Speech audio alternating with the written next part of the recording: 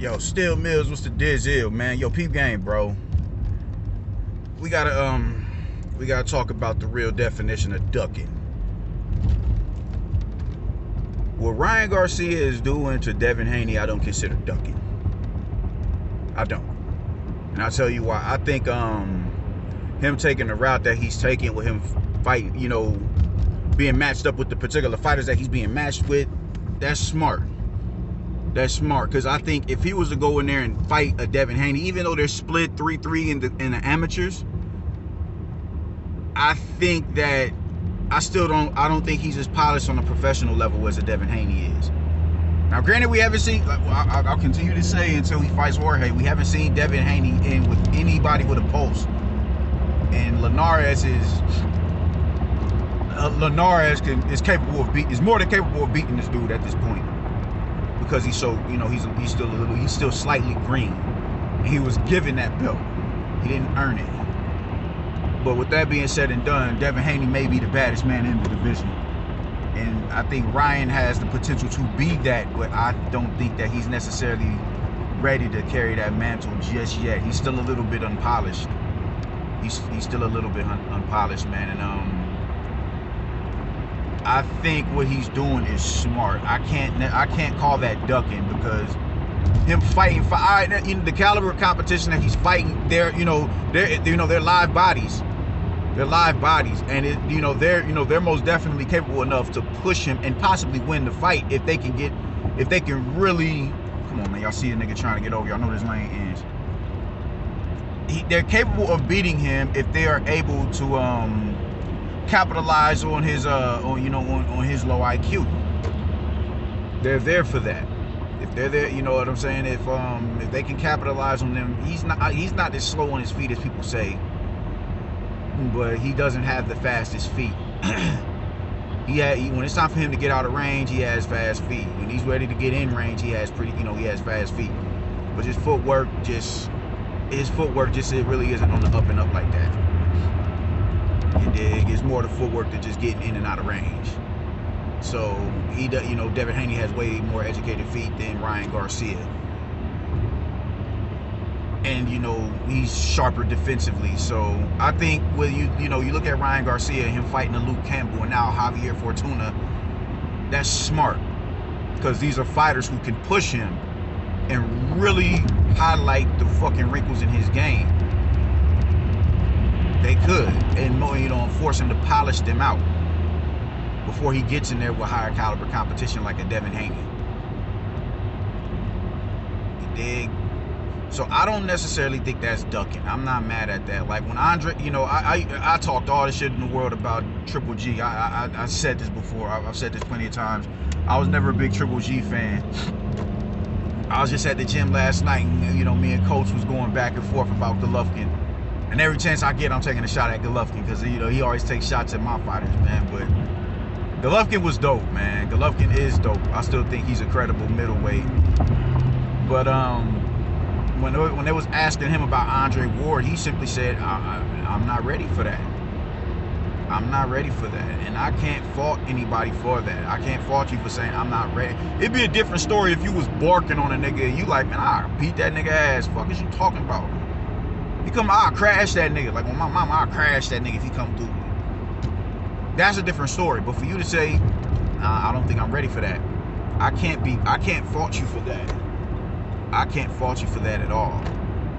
I really can't. And I personally think he would, him and Ward would have been a really good fight. That'd have been a great fight. That'd have been a great fight, man. Ward, he was having trouble with Kovalev's jab and how he dealt with the jab. See, Kovalev has a little bit faster jab than Golovkin, but Golovkin has better timing with the jab. Way better time. And, Kovalev does more with the jab. He'll feint the 1-2 and throw a hard jab. Like, that's a pretty educated jab. But Golovkin, just his timing with that jab and how he's able to break you down with that jab, and how that jab just feels like a fucking uppercut. He could have kept Andre Ward under control for, spurts in the fight. But that's off topic. But my point was, I can respect the fact that he said, I don't think I'm ready for Andre Ward. I can respect that.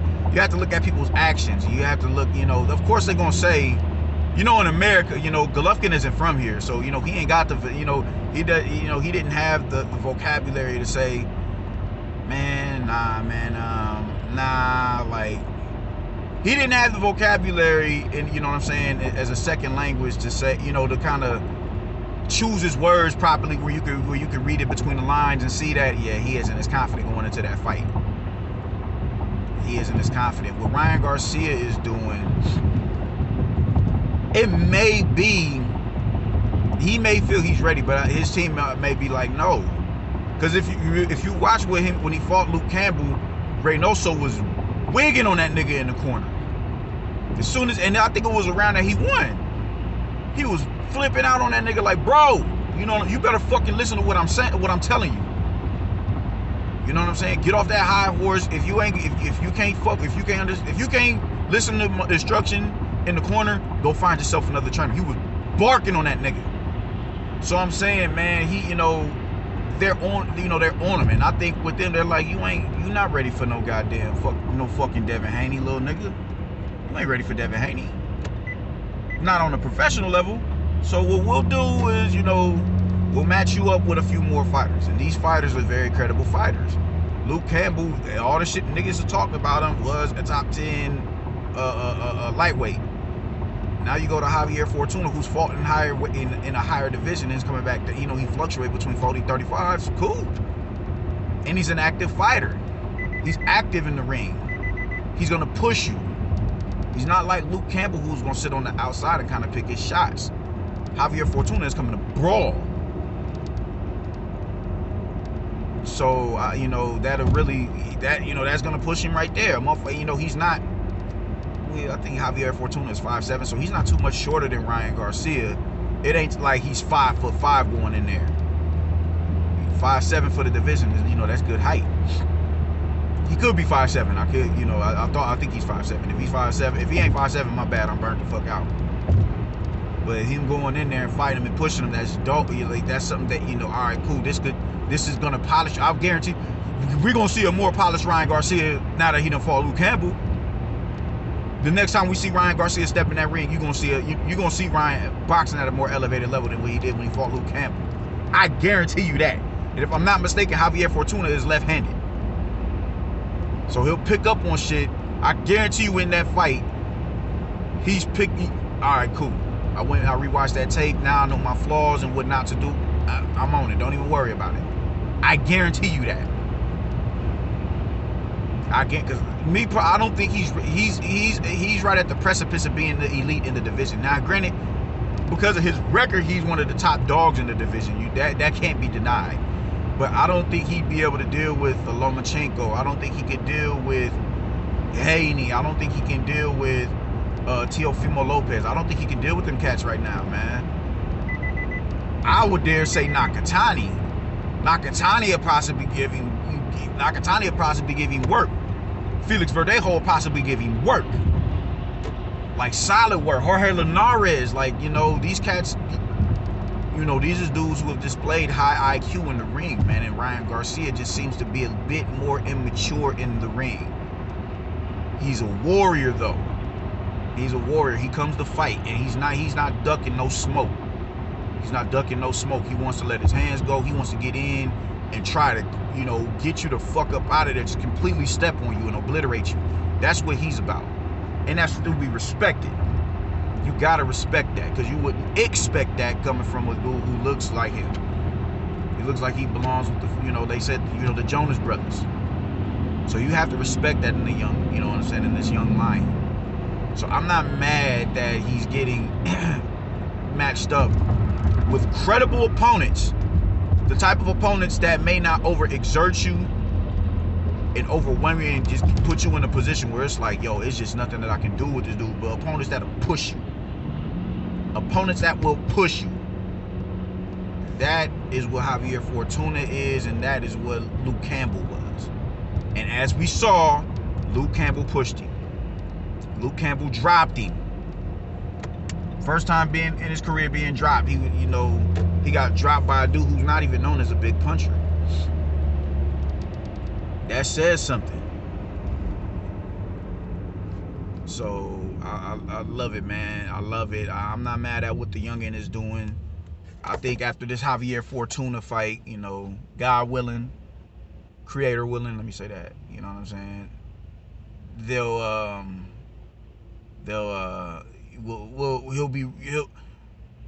he'll be more, after this fight, God willing, they make it to the fight, of course. They'll be in a position where it's like, all right, now I know I'm more than ready for Devin Haney. I'm more than ready. That's what they're pushing for. So as far as the ducking and shit go, I don't consider that a duck, man. I don't know what everybody just has this mentality that everybody in the division is ducking Devin Haney, and that's just not the case. It's not. I just had to explain to the homie, man, how did Lomachenko duck Devin Haney when he went and fought a more proven fighter in the division? Devin Haney didn't earn that title. That I don't, it's controversy over whether he got that title or not. It's controversy over that. It's people who still consider Teofimo Lopez is undisputed. It's people who are like, no, Teofimo's undisputed. He has all the belts. He has all the jewelry in the division. Devin Haney does not have no jewelry. So I mean, I don't know, man. I don't know. I just, Lomachenko made the smarter, if you want, I would say the smarter decision. Despite him losing, he took the more challenging fight with Teofimo Lopez. Because he can box with a Devin Haney. He could have boxed with a Devin Haney.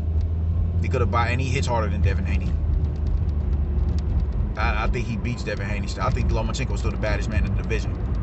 That's why Teofimo won't rematch him. But I think, Teofimo was the more contradictory person, style to Lomachenko's style. He's brawling, you know what I'm saying? He's bigger. He hits like a fucking middleweight, and I'm not mad at that he chose that fight. So he didn't duck. You don't duck a dude, an unproven. You can't duck somebody who's unproven and go fight somebody who's proven.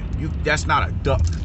That's a more savvy move and to your, and critical to your career. You know what I'm saying? You tack that to your resume. What does Devin Haney have to offer? Teofimo just knocked off a fucking sitting world champion.